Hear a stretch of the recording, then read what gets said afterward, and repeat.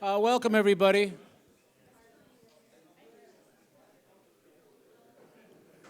That's actually a signal for you to stop talking to each other and listen for a minute. Let's see how long it takes. There we go. All right, welcome on behalf of the Seattle chapter of the IGDA. That's the International Game Developers Association, for those of you who don't know. How many members do we have in the house?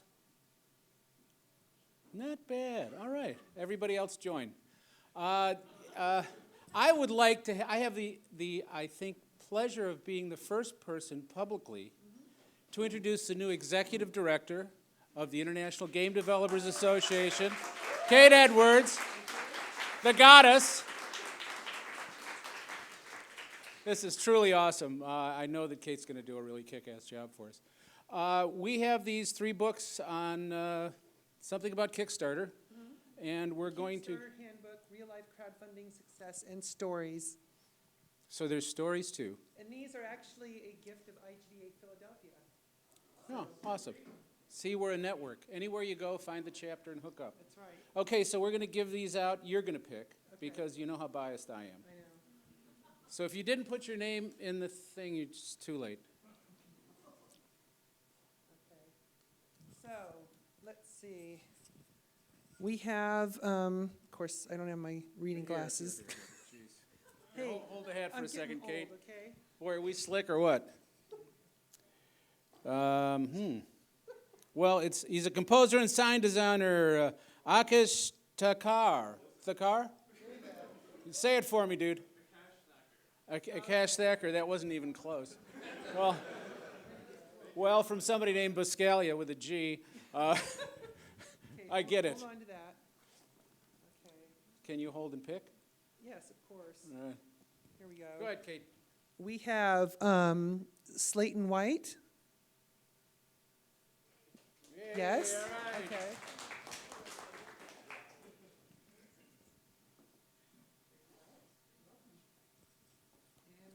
And the third and last book we're giving away. I can't believe we're giving away stuff and didn't charge people. I know. We're so good. We're so generous. Roxanne Shepard. Well, what do you think of that? So, There we go. That's good. Okay. Okay, so thank you, Kate. And I would like now to. I have the pleasure of introducing one of my oldest friends in the industry, Mr. Bob Berry. He's the CEO over at Uber Entertainment. Oh, their logo's not up yet. That's okay. No, you got it. They got you a magic button. Oh. Anyway, Bob and I go back a little bit. I think his studio was my second or third studio client back in when we were both living in Florida, a lot of years ago. Yeah, that's when Bob was with IGDASeattle, and since then he came out here. He was part of my advance team to the West Coast, locating Seattle as the perfect place to live and make games and be involved in the industry. And worked at Gas Powered for a while, and then founded Uber Entertainment with Jon Mavor there. You guys have been open 4 years now? Okay, all right. Anyway, I'm just trying to introduce you. But last year they launched a Kickstarter campaign that certainly amazed me, and I mean that in the best possible way. It raised over $2 million for Planetary Annihilation, which is it was already it was in all the promos. I'm just reading what was in the promos. Jeez. I didn't say how much over $2 million. So I thought it would be a great idea to have them come down and talk about, give you a little idea of some of the things that they did right, maybe some of the things that they could have done better, how they structured it, the stretch goals, all the stuff that's kind of unique to this new crowdfunding model that has been developed. So without any further ado, or without any more spoilers, I'd like to introduce Bob Berry.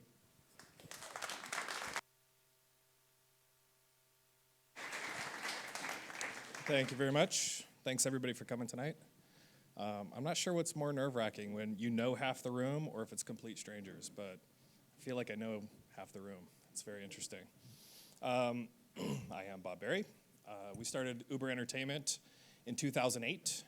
We're coming up on our 5-year anniversary in March. We're best known for Monday Night Combat, Super Monday Night Combat, and we do have some other things in store for that franchise, but tonight we are here to talk about our next venture, Planetary Annihilation. Honestly, my business partner, Jon Mavor, probably should be giving this talk. This is his baby, but he's a little busy actually making the game, so he doesn't have time for such things. I want to start really from the beginning. If I look back over my old emails, I would say it was about 8 months ago, or I'm sorry, and there was an 8-month period from the time that Kickstarter came on our radar, having us kind of like let that simmer for a little while, and then come up with a plan, then launch our campaign, have it end. It was about an 8-month period. The Kickstarter experience doesn't end just because your campaign's over, and I'm going to talk a little bit more about that at the end. But let's start from the very beginning.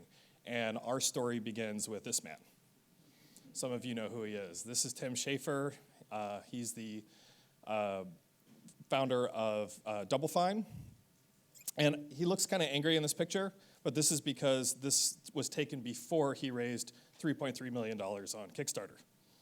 How many of you actually followed that campaign? Like, yeah, exactly. It captivated the industry. This was just kind of out of left field. Nobody expected this. Kickstarter had been around for a while, but Tim is the one who basically got it started for games, and it was really, really cool. So naturally, in February, I say, John, we should do a Kickstarter. And he's like, you're crazy, like this just doesn't make any sense. So we kind of moved on, but it was kind of there. Everybody's watching these campaigns. And John had been wanting to make another RTS for a long time. And he'd been talking about it for years. I'm sorry, I had more stats there, but whatever. It's my first run through of this presentation. Bear with me. John had been wanting to make an RTS for a number of years. He just kept basically bugging me about it. He's like, I want to do another RTS, but really we weren't sure, how does that work in the current industry? RTS genres it was pretty much dead from the publisher's perspective. So naturally, this whole RTS Kickstarter thing is like, hey, maybe there's an avenue here. Maybe this could work. So you probably know John wrote the graphics engine for Total Annihilation way back in the day. And TA is probably the most beloved RTS of all time. It's won 58 awards according to Wikipedia, last I checked. It's even ridiculous ones like best game of all time, right? From like respectable magazines putting out best game of all time. It was kind of funny. But it definitely has a huge hardcore following. So in April was our first real serious discussion of like, what would it mean to do a Kickstarter campaign? Like, should we do this? And it was, sorry, I got my font too big here. I can't see any of my notes. So May rolls around and Kickstarter, we decide, we're going to do this Kickstarter thing. It's part of our business roadmap. How are we going to do it? So Mavor starts researching other successful Kickstarters, unsuccessful Kickstarters, and trying to find, what do they have in common? What makes a successful campaign? How are they designed? And unfortunately for the game sector, we didn't have too many at the time to look at and analyze in great detail. We had, Wasteland and Shadowrun, Tim's thing with Double Fine. So, I mean, there were less than 5, I think, at the time. So, but we did identify a few key traits. For the ones in front of us, nostalgia was a big one, and we had a great nostalgic IP, Total Annihilation. There was Shadowrun, there was Wasteland. These are nostalgic old IPs that people are resurrecting. So we're like, hey, we can check that box. A proven team. All these other successful Kickstarters had good teams behind them with credibility, with track records. We could tick that box. Our team, while we haven't at Uber created an RTS yet, we've worked on Total Annihilation, CNC Generals, Supreme Commander, Demigod, not quite an RTS, but close enough. So we have a track record. We have some credibility there. I think we can get away with it. And because the audience wants to know, can you deliver, right? You're promising a bunch of stuff, but can you actually deliver? And I think we could tick that box off. The last thing on my list, hold on, sorry, is, oh yeah. Can you actually show something that's going to get people excited, right? And because you can do a lot of hand waving, and if you have these other box ticks, maybe you can get some funding. But if you can show something really cool to get people excited, then I think you've got all the right tick marks to have a successful campaign. So we felt we really could show something cool, and we would do that through a gameplay visualization video. And that starts with a animatic, is what we call them. And in June, that's what we decided to embark upon. And that was led by our art director for this project, Steve Thompson, who worked on the original Total Annihilation. And I thought this is such an interesting part of the process that I would share with you a very, very early version of the gameplay visualization when it's just in an animatic phase. The scribbly marks you see up there, unless Steve Thompson is here like explaining to you scene by scene what's going on, you're probably going to be like, what is this, like chicken scratch stuff? My 6-year-old draws better than this. But its goal is to set the length, the pacing, the shots that we're going to create, so we can create an accurate estimate of how long it's going to take to actually produce the video. So as long as we don't have any technical issues, I think this should just play. And Microsoft says, be careful. Could be bad.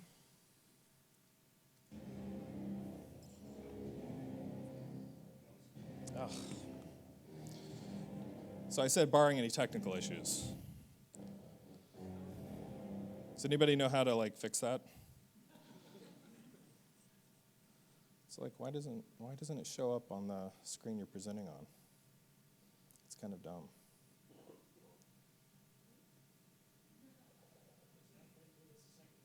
What's that? Right.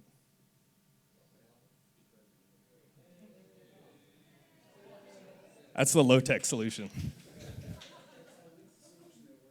Yeah. Now I gotta navigate my mouse there. I'll go back to the beginning so you can see it in all its glory. Close enough. All right. Sorry about that. I don't know if you can read this stuff, but it kind of explains where we are in the process. We're base building.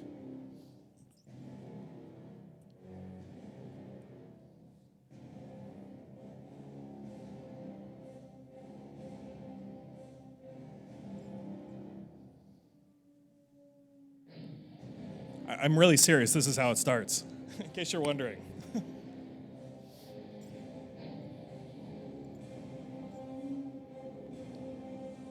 And the music isn't ours. It was lifted from Transformers and Pirates of the Caribbean, I think. So.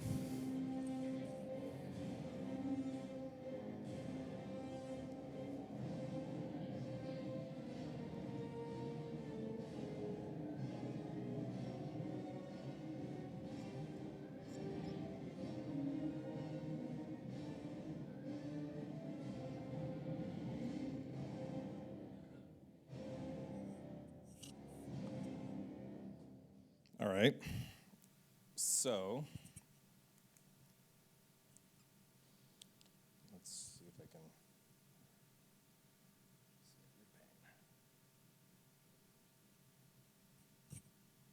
Clicky. Yeah. So in July rolls around, and we need to start thinking about the actual pitch video because we're going to be talking heads on Kickstarter trying to explain why you want to give us money for our project. Due to bandwidth issues and stuff, we decided to outsource the actual production of the video with a professional videographer named Julia Bruck. And she's really good, by the way, and she's got a lot of experience with Kickstarter videos now. And I'll share her contact details at the end. so during this time, the video is really starting to come to life. And before I show you the final one, I wanted to show you kind of like a midway point of like, you saw like the earliest possible animatic. This is in between. You're starting to see some 3D assets. The shots are becoming more solidified, but it's not done yet.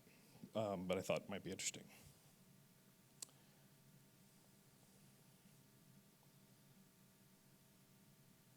And I'm sure it's going to pop up on our own window now. No, for real, I want to open it. Yes. All right, here we go.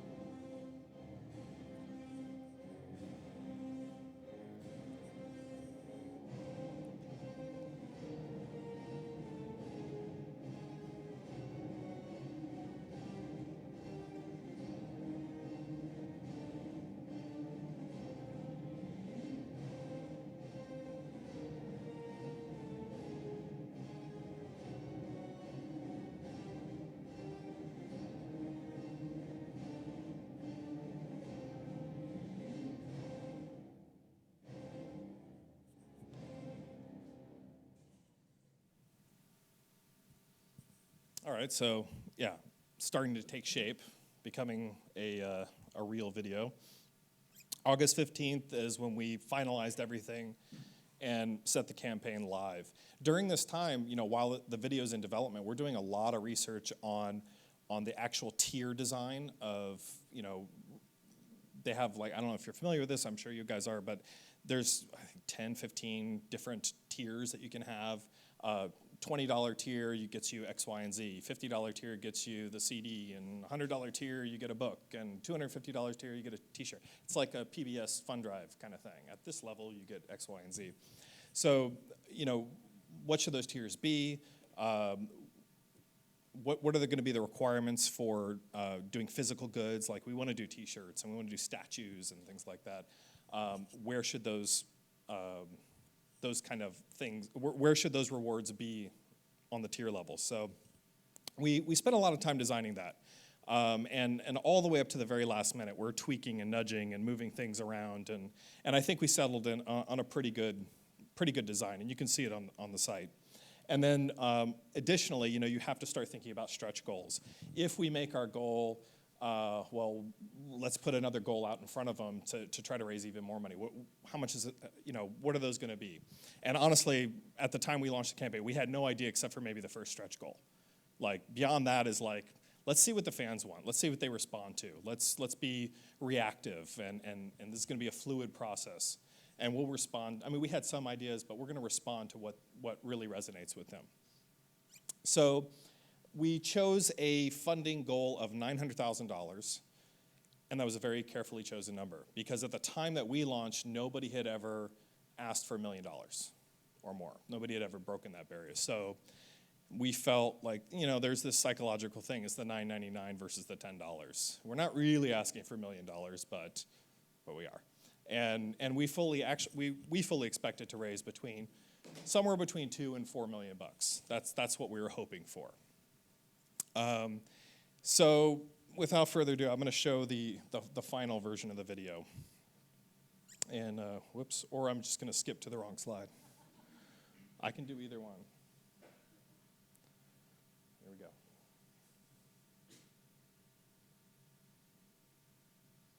No, for real, I want to do that. Stop asking me.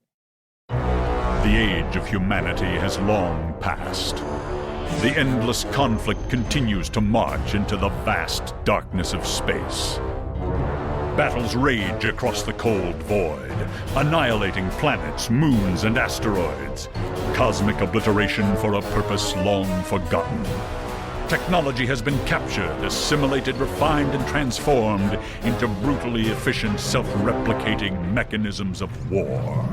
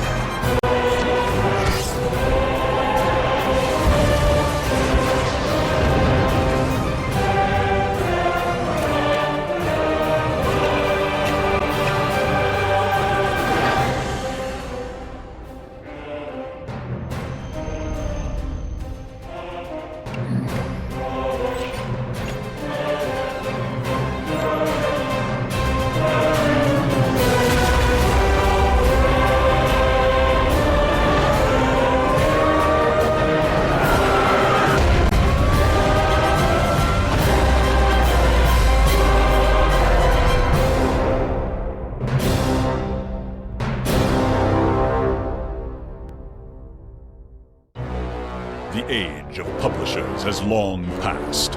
The endless conflict between funding and game developers continues to march into the vast darkness of space. Battles rage across the cold void in search of fans to initiate the contributions through Kickstarter. Technology has been captured, assimilated, refined, and transformed into brutally efficient gaming mechanisms of war. What should we talk about first? Why we're making this game? I don't know. Why are we making this game? We don't know if we are yet. Oh. We don't know until the Kickstarter goes or not, right? Who's it up to? It's up to the fans. It's up to you. So, as the CEO of Uber, I came to you and said, we should make an RTS game. What was your kind of initial reaction? Are you f***ing crazy? RTS game? Who's going to publish that? Who's going to fund that? And then you kind of came to me and you were like, hey, we should do something on Kickstarter. And I was like, what was my reaction? You thought I was crazy.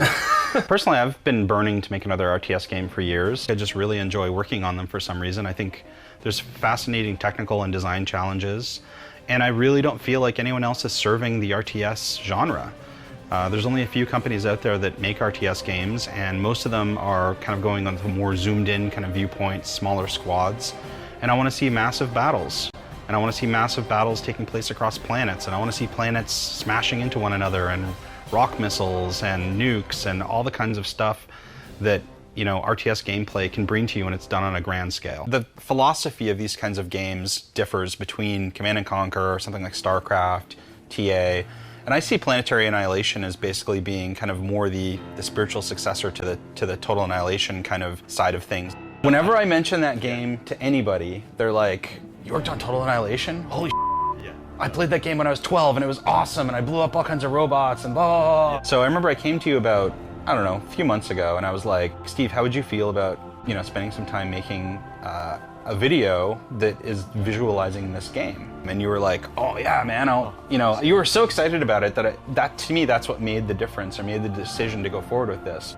The core concept of Planetary Annihilation is complete destruction, huge battles, massive scale. We're going to be sending units to planets, building bases on moons and asteroids, and even using asteroids as a big kinetic bombardment weapon. It's going to be huge. It's going to be really cool. I'm super excited about the scale, the grandioseness of it all, the massive battles, and of course the explosions and the robots. The cool thing about having worked with the same group of people for years is we kind of know, we push each other, and it's great to see just the best of the best together. Why does Uber particularly need to make this game? Uber needs to make this game because we have the right team. Because we're the best team. We have the most talented and most experienced people. The right technology, the right experience. Almost all of us have worked on RTS games in the past. We also have a coffee machine. Oh, and a coffee machine. So that helps. So really good coffee machine, actually. I think the best beer to go with Planetary Annihilation is an IPA, maybe even an Imperial IPA. something strong and hoppy as you watch your planet burn. The feature I'm most excited about is pretty simple. It's annihilating planets. Hence the name Planetary Annihilation. Yeah, I'd have to say it's annihilating planets. You think that's the best feature in the Yeah, game? can I use that one? Can you choose a different one? Because that's my favorite one. I am most excited about smashing planets into each other. We're not shooting for realism, we're shooting for awesome. Kickstarter is the perfect framework to do this kind of project in, because this is not a real sexy project from a publisher's point of view. This is not something that I think we would have a real success in getting funded through traditional means. This is really a game for the fans. Kickstarter also gives us the ability to connect really directly with our fans. They get to help drive this entire process. In fact, we're really revealing a lot more about the game than we normally ever would during this part of the development process. We're not shooting for realism, we're shooting for awesome. For Planetary Annihilation, we decided to go with dubstep. No, seriously, we wanted to go traditional classical music, but with a little bit more 20th century contemporary addition to it. Very, very brassy, very, very full orchestra, full choir, just very emotional music. Music that makes you want to destroy planets. Hi, I'm John Patrick Lowry. I'm here working on Planetary Annihilation, inspired by Total Annihilation, a game back in the 90s that I was the narrator on. It's very exciting to me, and I hope it will be to you guys too. Get out there to Kickstarter and make your voices heard, fans. Will you be among the Uber? Support our Kickstarter or be annihilated. They weren't even looking.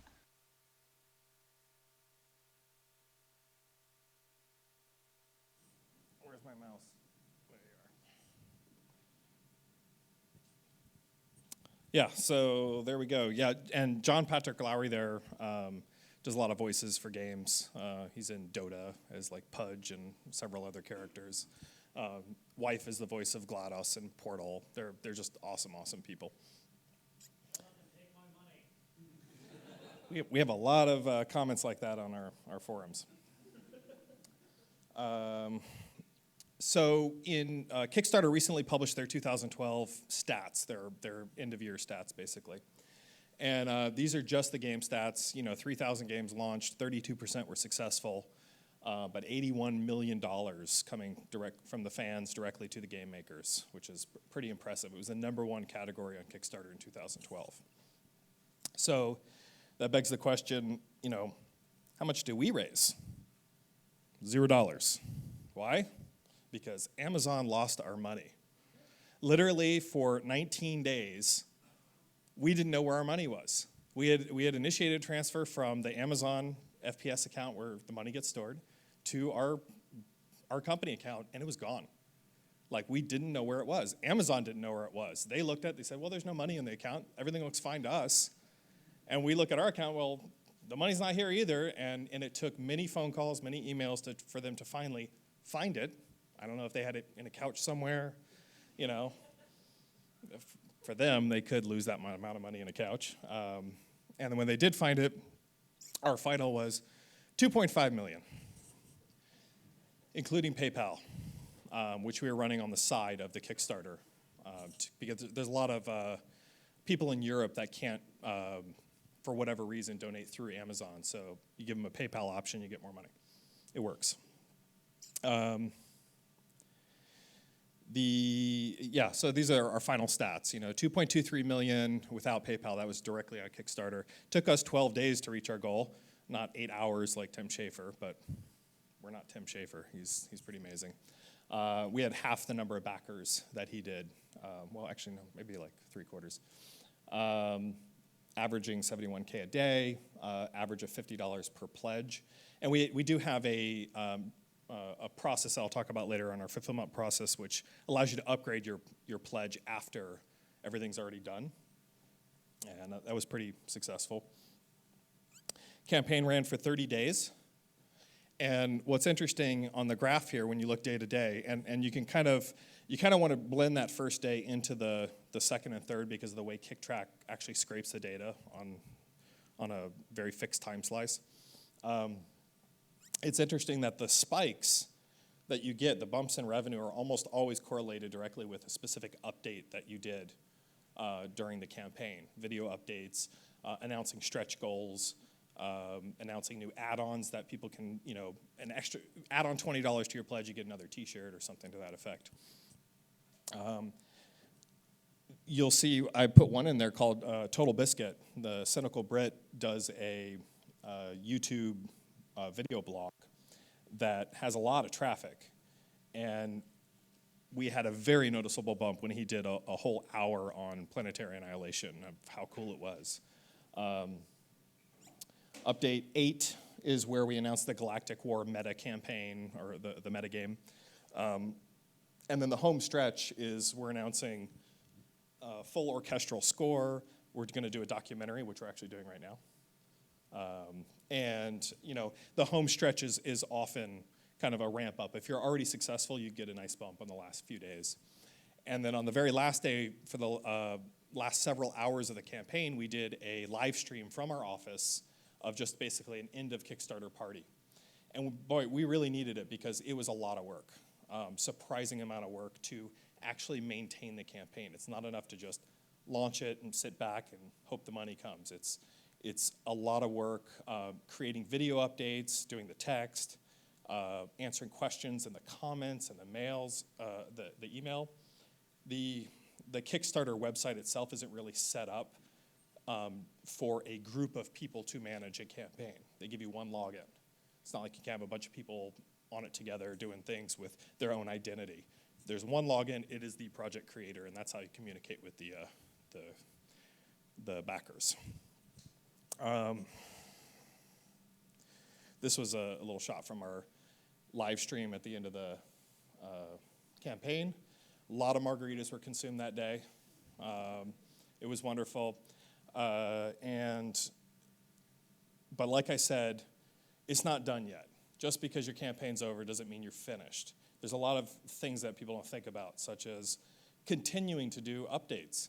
Your game is probably not coming out for a year, or at least ours isn't. So it's the fans want constant communication, constant updates, or they start wondering, well, where did my money go? Did I just throw it down a hole? What's going on here? And you have to make sure that your updates are getting to them in the places that they are. Don't assume that they're just going to come to you. So you got to make sure you're blasting things out on a lot of channels. Fulfillment. You promise them a t-shirt. What size? What print do they want? Where are you going to ship it to? You got to answer these questions, and it's more complicated than you might think. And pre-orders. Just because your campaign's over doesn't mean you want to stop pre-selling your game, right? I mean, a Kickstarter backing is basically a pre-order for your product. Campaign's over in 30 days, but people still want to give you money. Like, a very small segment of people found out about your game during the Kickstarter campaign. There's a lot more people out there that are completely unaware of your game. And as they become aware, you don't want them to say, well, crap, I would have gotten in there. I would have pledged $500. You want to give them the opportunity to continue to be a part of it. So we've done, since the end of the campaign, we've done 7 pretty big Kickstarter updates. We're on Facebook, forums, the blog. We have a blog. But really, you've got to hit everything. You got to just blast it out everywhere. The fulfillment process is complicated because Kickstarter gives you basically one way to connect with your backers, and that's to gather information from your backers, and that's through a survey. And you're only allowed to send it once, and you have to design the survey and make sure it answers all the possible questions that they might have for you to be able to fulfill your promises to them. If you get it wrong, I have no idea what you do. They only let you send it once. So that, I guess, is a reasonable solution for the Kickstarter people, but what about all the people who backed you on PayPal? What do you do for them? So we're like, well, we have to create a custom solution for them. We got a website where they can go and they can configure their pledge data, give us their shipping info, select their t-shirts, and all that stuff. Why are we going to have 2 separate systems? It doesn't make any sense. So we just pointed all of our Kickstarter people to our fulfillment site.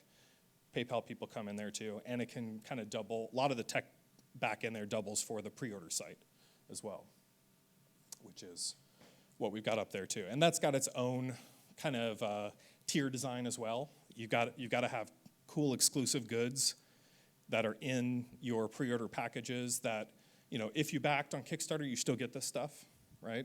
But you're not going to include things that were exclusive to the Kickstarter campaign. So people don't feel like they were, hey, the reason I did it, I ordered so early because I wanted that Kickstarter stuff. It's not fair that these other people later get that stuff. You got to keep some amount of exclusivity there. So if you haven't seen this page, it probably means you haven't pre-ordered. So I suggest you visit it and pre-order as soon as possible, please.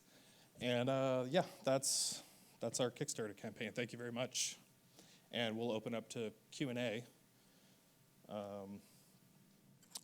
and here's some contact info. And I'd like to bring my business partner, Jon Mavor, up.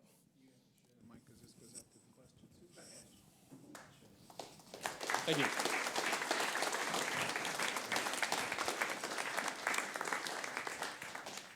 I know some of you must have questions. No questions? Okay. Yeah, Let's go. Could you pass it back?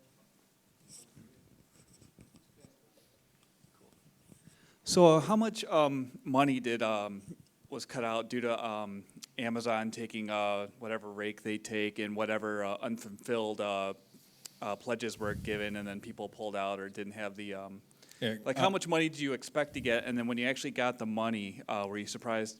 Did you get a lot less than you were expecting, or how did all that work out? Great question. It turns out, so Kickstarter takes 5%, Amazon takes about 5%. So right off the bat, 10% is going away. But there were a number of people who, they pledged at the $10,000 level, and they could never collect the money for whatever reason. I think we only had one person that actually happened to us at the $10,000 level. I think of the 2.2 million, my recollection is 1.98 is what we transferred at the end of the day. And it wasn't a surprise. That's kind of what we expected. Okay, cool. 10% is the... Yeah. Just assume 10%, you'll be close. Gotcha. Mike, down that way. Thank you. Going above and beyond that, including all of your overhead and for all the gifts and all of the exclusive items that they have to send to people, how much do you expect to make at the end of the day net? So the jury is actually out on the total cost for that because we haven't actually distributed all the stuff. But the rough kind of guideline based on everything we've done so far is just around probably $150 to do all the fulfillment. That was about right? So, but keep in mind that wasn't by accident, right? We designed it to try to make the cost ratio work out because we'd seen some of the other campaigns give out things that were expensive to ship or difficult to ship that are more costly. For example, you'd think a poster is a no-brainer, and if you're at PAX, a poster is a no-brainer. If you're shipping it, a poster is a big pain. So you'll notice you don't get a poster unless you're at like the $250 tier. So we really paid attention to that. At the $100 tier is basically the first time you can get anything physical. So I would highly recommend everyone keep that in mind when they design their campaign.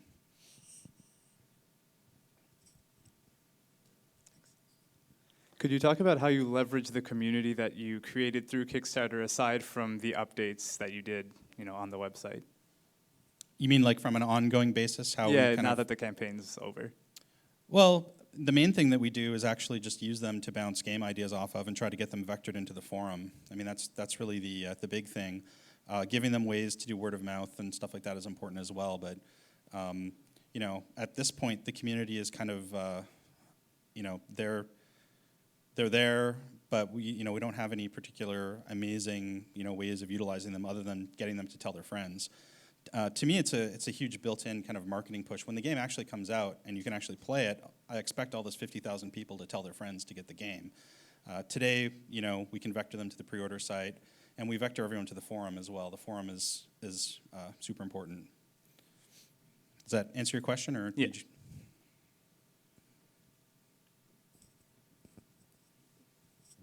You need the conch, David. How much of your traffic came from non-Kickstarter locations? How much do you think it actually was other marketing you did besides through Kickstarter? So I think we posted our final stats, didn't we? Yeah. I don't remember off the top of my head, but it was something along the lines of 30% of the traffic was directed through Kickstarter in some way, and the rest of it was external. Kickstarter definitely pays for themselves. They definitely bring traffic. Reddit was up there. Some of the articles were up there. It was amazingly split, though. It was like, Kickstarter's like 30%, and then it was like 5 for a bunch of other stuff. And you were doing an Ask Me Anything on Reddit, right? Yeah, I mean, I tried to pimp up Reddit as much as I could and, be active across the internet as much as possible during the campaign.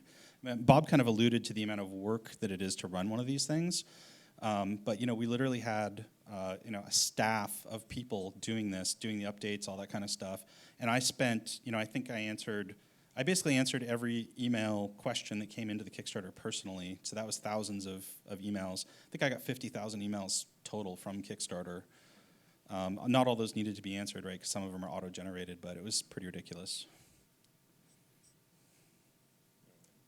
Yeah, that was pretty much my question.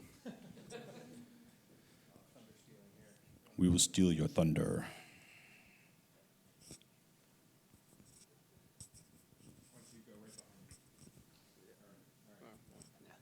So you said that originally your initial goal was 900,000, but that you were expecting to make over 2 million. Do you think that's important for Kickstarter campaigns to sort of lowball it and then hope to overshoot? And do you think you guys could have made the game you want to make on the original $900,000 goal? So every single person I talked to said that they did the same thing. There wasn't a single person that said they put up their real number. In our case, the 900K was like, if we get 900, we can definitely make the game. I mean, I can make the game by myself, it wouldn't be that crazy great, but it's doable. But we, so it was very strategic, but they're all strategic, right? If you talk to anybody else that's done one, you don't put the real number up there because honestly, the fan base doesn't get it, right? Like to them, they're like, it's like the budget you put up is what you're going to spend, and it's just never that simple. So, it was purely strategically designed to look like it was reasonable, but also be a minimum bar. If we'd raised 800, we would have said, forget it. If we can't raise 900K for the project, there's no market for it. Yeah, and that's one of the great things about Kickstarter is it gives you a safe sandbox to find out whether or not your idea is marketable. Is there an audience there? It's a good proof of concept.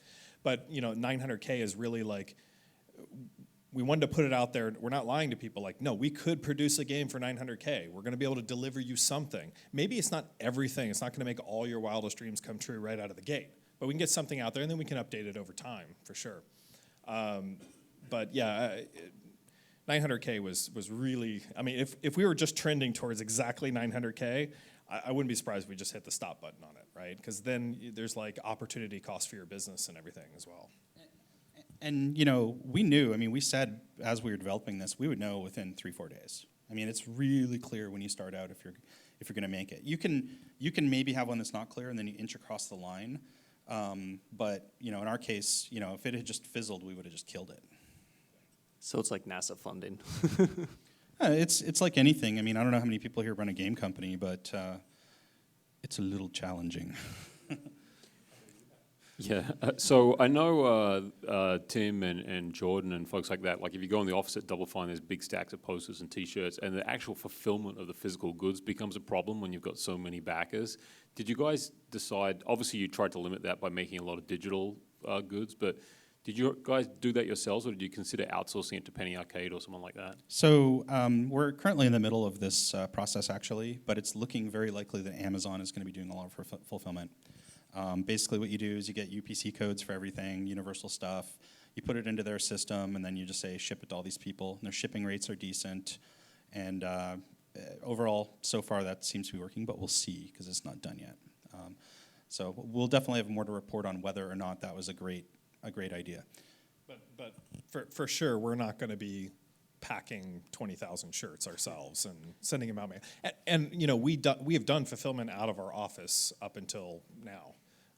We don't get that many orders for stuff, but we do have a lot of experience in getting the goods created because we attend trade shows, we're at PAX, we sell out of our booth, we sell tchotchkes and shirts and hats and all that stuff. So that side of the equation we had a lot of experience in, but yeah, the actual fulfillment and getting them out to thousands of people, hopefully simultaneously, that's not in our wheelhouse. We're gonna use somebody else for sure. You know, one other interesting thing to mention about that is the presence that we have for this game in Europe is just like over the top, right? You know, most of the money from our Kickstarter actually came from outside the U.S., so that also had to be taken into account in the kind of shipping stuff. So if you were going to not use Amazon or something, you can use other strategies to reduce the costs, like bulk ship everything to Europe and then ship locally and stuff like that. But fulfillment's tricky for sure.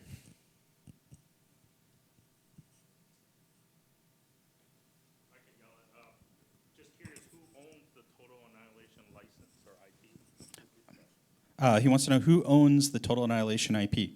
So I could go on for hours about this, but Atari, which is GT Interactive, which is Infogrames, technically owns the TA IP. And I did actually have several conversations with them about it, but we don't have the IP, nor do I think we need it, because it's incredibly generic. So, you know, we have the trademark for Planetary Annihilation in process right now. It's possible they could object. Our lawyers don't think that they have much of a leg to stand on, and I'll certainly fight them and make a nice big thing about it in the press to generate as much PR as possible.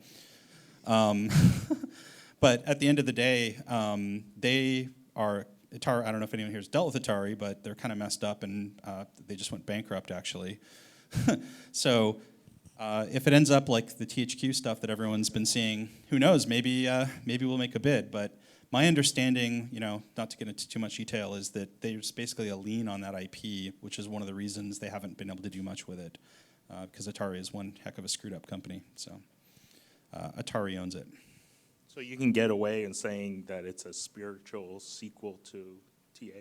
Absolutely. Absolutely. Same. Yeah, we already did this once with Supreme Commander. It's not.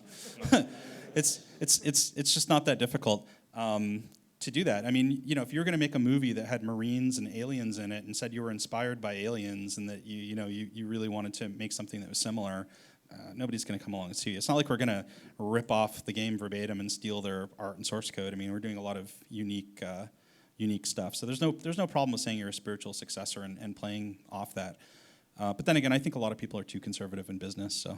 Yeah, and the spiritual successor is not on the fiction of that universe necessarily. It's really about the gameplay experience that we want to recapture. You know, we were much younger at that time, and I know people. We get a lot of emails from people saying like, you know, I grew up as a kid playing this game, and I can't wait to play it with my son. I'm going to be able to share that gameplay experience with him again with this new game. It's not, we're not bringing back the story of Total Annihilation. Honestly, I couldn't tell you what it was. Maybe he could tell you. There was no story. It was like robots are blowing shit up. The cord and the arm, they must destroy each other. That was about it. Thank you.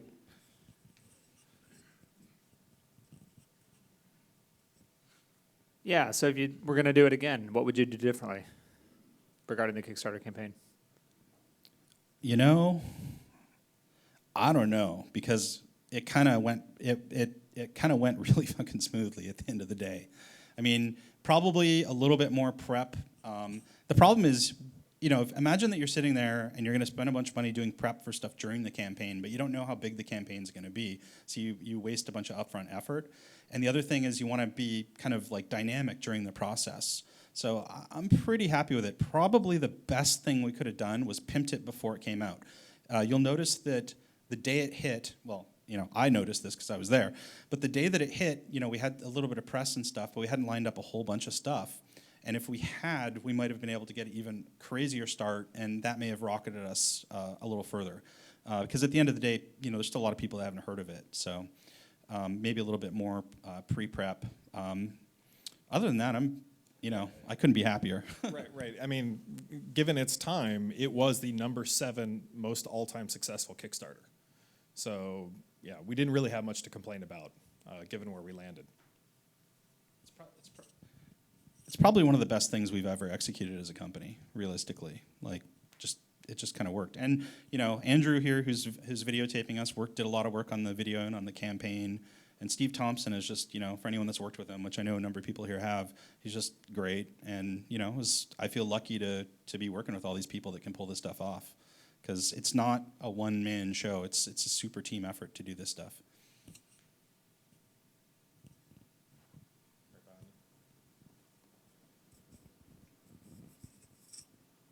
You guys said that the work isn't done after the Kickstarter is done. So what's the natural day nowadays, now that it's been fulfilled?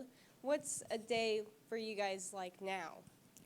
So obviously that differs. You know, Bob's the CEO, and he generally spends time not working on the game. Although, believe it or not, he wrote the fulfillment site that we used pretty much by himself.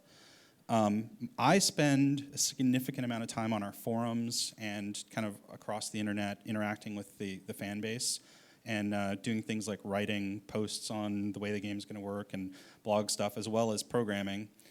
We actually hired a guy that's basically the full-time kind of manager of this, though, and he spends his time doing, you know, Facebook updates and blog updates, and, you know, we did an update today. Update 19, for example, came out today.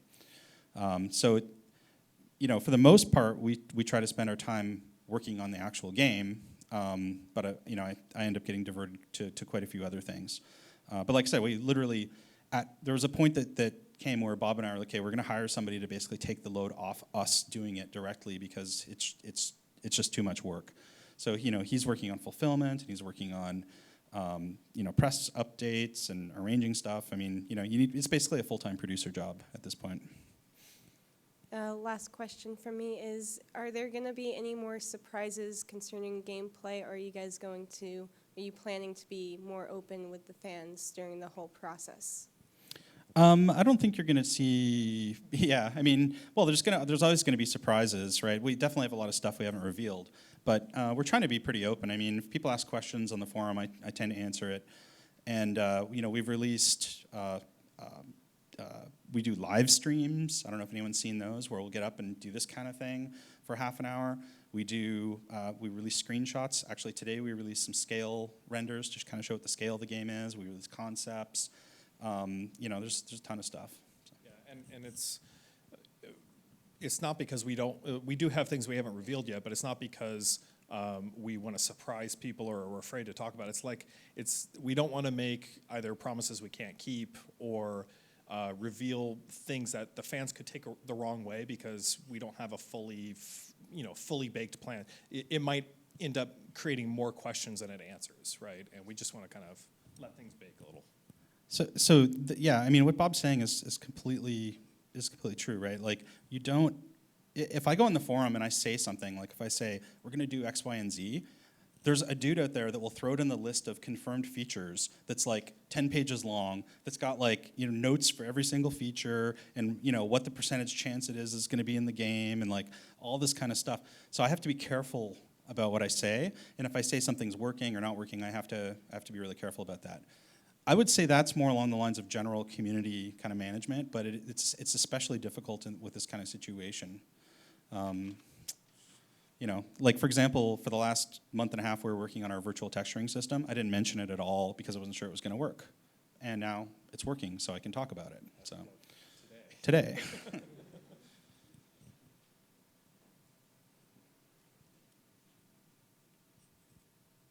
That sounds pretty clear that for a really successful campaign, you want a lot of people spending a lot of time on it. For a smaller team, can you think of a couple key things that were real big bang for the buck, you know, like things that really focus on during the campaign? So I get this question from a lot of people, actually. There's been, so it turns out whenever you have a successful Kickstarter, everyone that wants to do Kickstarter will call you up, which is exactly the same thing I did to Tim Schafer and all those guys. So for us, I'll be honest and say that I don't know where that gray area lands of like doing a smaller Kickstarter. I've seen quite a few that were successful.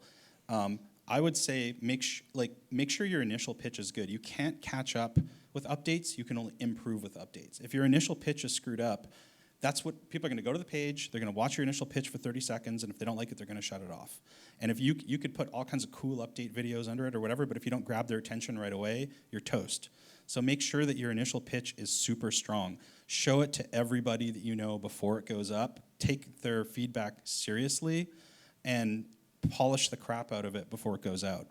You know, we delayed a couple times, actually, because it just wasn't quite there. We were like, you know what, we need another week or something to do this.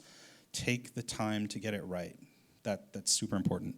Yeah, and we've been approached from a number of people wanting to do a Kickstarter, and they will show us their video, and we've had to give tough love, saying, you know, it's just, the pitch isn't good enough. It's weak in these areas. Some people listen, some people don't. And what's interesting though is there is an opposite extreme to that. Your pitch can actually be too good.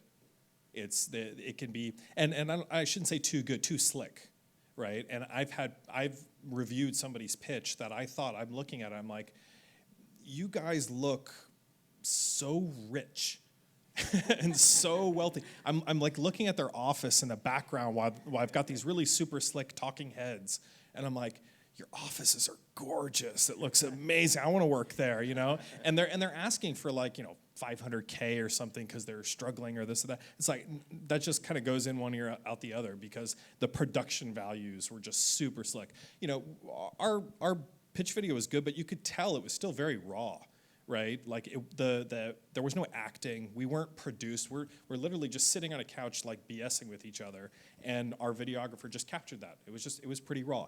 It's not Penny Arcade raw. I mean, theirs was even more kind of like low budget, but they were speaking to their community.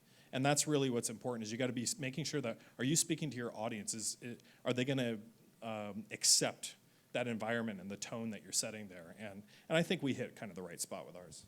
Also, all this stuff we're saying is a bunch of bullshit because we don't really know anything, and that's how everyone's going to feel when they do it. Because there's so much more that you feel like you could know. There's a certain amount of voodoo magic here too, right? I mean, there's no guarantees. I mean, this Kickstarter thing is new. It's wide open. It's crazy, and anything can happen. Literally, anything.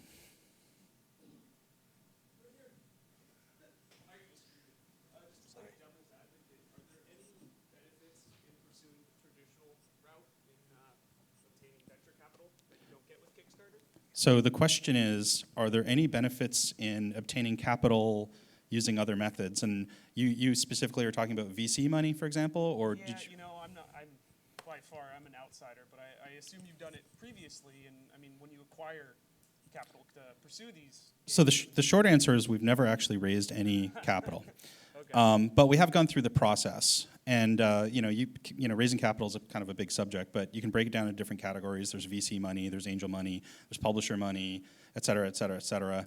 I would say Kickstarter destroys most of those because it's more like free money, right? I mean, it's effectively pre-selling your game, exactly. And that is absolutely the best way to raise money. If you can get people to pre-buy your game, I mean, I would do that. You know, raising VC money, you know, or private equity or any of that stuff, there's all these downsides, and I'd be happy to have that conversation, but it might be a little off topic here. Yeah, and so for VC, obviously you're giving up a portion of your company, and the smaller you are, the more you're giving it up. And they're not, a VC is not going to fund a video game, right? If that's all you are, you got to play buzzword bingo with them. You got to make sure that you're disrupting markets, and you've got a platform play, and you're mobile, tablet, synergies, and all this other garbage. It's just not realistic, right? Yeah, it's just not realistic to go out there to a VC. You might find a strategic private equity investor that could get behind something like that, but you got to know the right people. You got to have the right contacts, and the first thing they're going to ask you is, well, what did you do previously? Was it successful? Right? And if it was, there's a good chance you're not in the position that you're in now, trying to think about, should I do Kickstarter or this or that, right? So that's a kind of a tough road to go down. On the publisher front, wow, publishers are in a very, very weird position right now with the market changing so drastically. And like we said in the video, it's like, who's going to fund a PC RTS today? Right, name a publisher. There's not that many out there that would. And so just to be clear, there are publishers out there working on RTS games. We're not saying that they're not. They're not funding them, generally speaking, through external studios. Yeah. They want to keep all the money, right? And that's general publisher deals. Yeah. There's just no reason today to use a publisher to make a video game. If you want to make a video game, just make a video game. Yeah, I just want to make a video game. I don't want to deal with a bunch of BS. Cool. Thanks, guys. So a little bit different than the small team question, but if you were launching a new IP rather than something that had an established fan base, what would your pitch look like then? I have no idea. I don't know how to do that. I'll be honest with you. I think you have to have that hook. If you and to me, it's a question. It's not a question of being successful. If you want to raise, $250K, you could probably do it. But to me, successful means $1 million and above. And I think it'd be very difficult to do. Castle Story is probably one of the best pitches I've seen that could do that kind of thing. If you put something incredible in front of people, then they'll fund it. But yeah, and for the ones that we looked at ahead of us. We had Shadowrun in front of us, Wasteland in front of us. These are established nostalgic IPs. And even though Double Fine hadn't announced specifically what game that they're gonna make, Tim Schafer plus old school adventure game. I mean, that's basically an IP itself, right? Yeah. So yeah, I honestly don't know how to answer that either. You'd have to compensate somehow. You have to be like a super big name, Or have a great pitch, right? Yeah. Like. To me, Castle Story is a classic example of very, very compelling pitch that blew up. But if you're playing the numbers game, I think it's a lot harder to take that risk, right? I think your chances of blowing up something that doesn't have that right hook it's just a lot more difficult. And if your game is small, make more of it first and show it to people. I'm big on organic growth. And I think we're getting signaled. Are we done? Oh, good question. From the control room. I'm sorry, say that again? Very good question. I don't know. We had such great success here. I mean, I wouldn't rule it out. Why wouldn't we look at that avenue? And by the time it rolls around for us to really contemplate that, the landscape's going to continue to evolve. There's not just Kickstarter pre-orders, it's hard to separate them, but more crowdfunding, like equity-based crowdfunding is going to open up where it's, people actually buying percentages of your company or of your project from like an investor perspective. I mean, that's going to really shake things up if, I don't know if Congress ever passes the regulations to make it happen, but it's kind of a mess. But yeah, the landscape for getting direct contact with fans who are willing to put money in your pocket to do X, Y, and Z is just exploding, and I can only imagine that increasing over the next year or two. It's a really exciting time for smaller independent game developers to be able to create their products and get them to the people. The other thing you have to consider is the type of game you're making too, right? Some things may not work on Kickstarter. You have to specifically kind of design it around that, right? Like doing an iPhone or iPad game is, I think, technically possible now, but there's challenges there. And then if you're going to do like a free-to-play game or something else like that, how does that work? So it's not a solved question.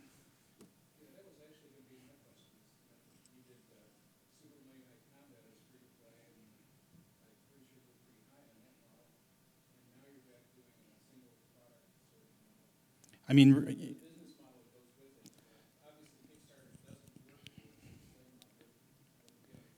so the basic thought there actually is we kind of think we screwed up in how we did SMNC totally free to play.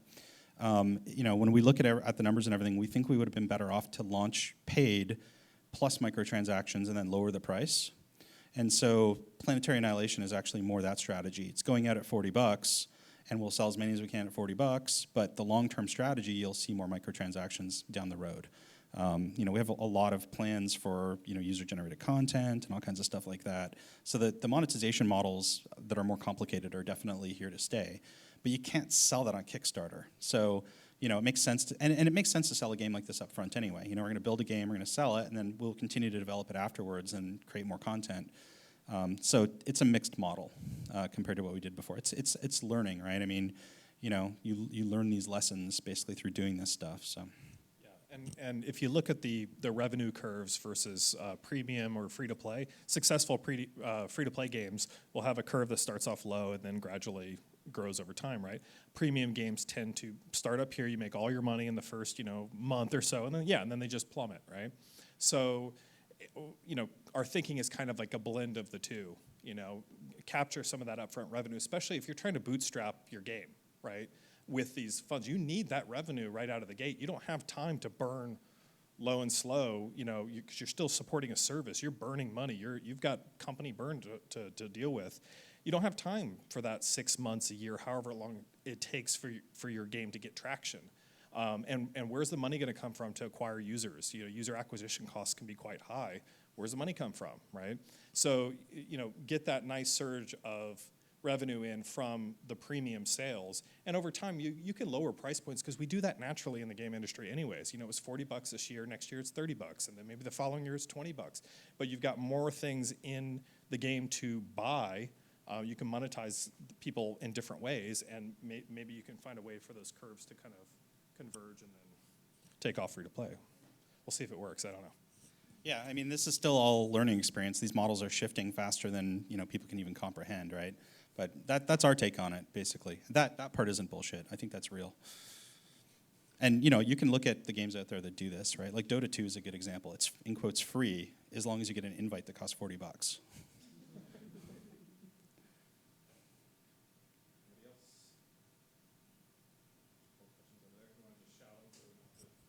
Is this an open marketplace? What kind of marketplace are you guys being out on? Is this like Steam or Xbox? So PC, Mac, Linux, across anyone that will distribute the game and pay us, basically. So we'll certainly be on Steam, GOG, those kinds of things, and as well as selling through our own storefront. Not on Xbox. But yeah, well, Valve's talking about their Steam box. I mean, we hope that takes off. That's part of the reason why we're doing a Linux version. It makes the cost of doing a Linux version potentially a payoff at some point. And Mac OS, just because I freaking hate Windows now, and switched over my machine to a Mac. And getting on Xbox, forget about it. I don't want to deal with it. If anyone here works for Microsoft, sorry, but I don't want to deal with you. So, what's your favorite RTS? Total Annihilation. That you didn't make? That I didn't make? Shit. I mean, are there any other good ones out there? I don't know. Honestly, I actually subdivide RTSs into several subgenres. I would say, honestly, the real answer to that is Command and Conquer. Command and Conquer was hugely influential on Total Annihilation. And that's kind of what we all played, that and Red Alert before TA. Once TA came out, if you make, I don't know, you guys make games. If you make a game, you spend a few years on it, you kind of burn out after a while. Maybe you want to do something else. So I worked on first-person shooter for a while, and then you go back to the RTS and cycle through it. So there's that aspect of it as well. But Command & Conquer was probably my favorite. I'm not a fan of any of the Blizzard games, and I would argue they're almost a different genre than the kind of game I like to make.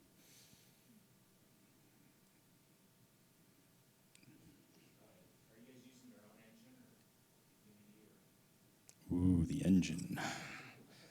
We already had our own in-house engine that we've used for various things, and we're basically beefing the hell out of it to make the ultimate RTS engine. This is basically the kind of third generation RTS engine that I've been heavily involved with, TA Supreme Commander and this one. So we are trying to create something that lets us do stuff nobody else can do. That's the goal. So we can't really use Unity or Unreal or something like that because we're trying to just push it to ridiculous levels. I could talk about network models and replay systems and all that kind of stuff, but I set some extremely lofty technical goals at the beginning of this project because I primarily see it, a lot of the gameplay that we want to do coming out of a lot of this crazy tech that we're doing. So yeah, we've put some features down. Like we drew a line in the sand. It's like these are the features we're going to go after, and unless you built your engine around those features, it'd be really hard to bolt them on with using any other tech. You got to build it from the ground up using those features or with those features in mind. So it's going to be awesome. Yeah, I want to give some examples. So one of the things that the engine is built around is the idea of replays are a first-class citizen. The entire replication mechanism that the engine uses is built around the idea that you can play any part of the game that has happened at any point. So, for example, you could click on a unit and say that's dead, like a corpse, and say, "Show me how this died." and we could open up a window and show you 10 seconds of gameplay around when that thing died. Or hit the quick replay button, skip back in the game 10 seconds, so you've basically reversed, look around, and play that at double speed until you catch up. Stuff like that. And you really have to design your engine to do that kind of stuff if you want to do it. And it would actually be incredibly tricky to do that stuff in an engine that used a lot of client-side prediction, which is why we use a very client-server centric architecture. Does that answer your question? It's going to be a broadcaster's dream for esports, is one of the things. Anybody else? One last question. So I know a lot of Kickstarter projects are using their backers for beta testers. Are you guys have a plan to do that, or? I'm sorry, can you say it one more time? I said I know a lot of projects are using their backers as beta testers. Are you guys planning to do that at all, or? Oh, absolutely. The way we designed our tiers, at a certain level, you get beta access. At a higher level, you get alpha access. And that's effectively a big testing community of the most passionate people that want to be a part of the game experience. And post Kickstarter, our pre-order packages give you the same kind of access. We have, beta, alpha, retail access. So in our case, right, the community is like unbelievably important, especially from the mod perspective, because it's often difficult to get critical mass for a mod community, but we're kind of inheriting this community that already exists. So not only are we doing alpha and beta access as a paid kind of perk, we're going to be doing a lot more than that. We're going to be working with people in the community to create content before the game even comes out. So yes, we're going to use those people. It's not going to be everyone in the Kickstarter. It's only the people that paid extra. All right, really the last question. Oculus Rift RTS? I get this question a lot, actually. Actually, this is something we didn't point out. When you do a Kickstarter, there's a Kickstarter crowd, okay? And any other Kickstarter project that's been successful, you will get a lot of people coming out of the woodwork saying, hey, what about this? So for example, where's the Ouya support? Or, where's the Oculus support? So from my perspective, Oculus is really, really cool. As a matter of fact, if you go and check out my blog at mavorsrants.com, I've got some stuff about augmented reality and kind of things, some thoughts in there on that. So I'm super excited about Oculus. I'm really excited about VR, but it's not really high up on the priority list. We're pretty small, so I'm sure it'll show up eventually, but it's not like, I've got the kit ordered and I'm going to spend all my time integrating it. But I'd like to see it eventually, for sure.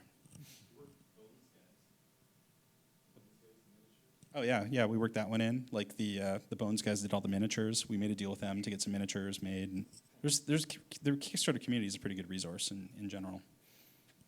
Yeah. So thanks everybody for coming out.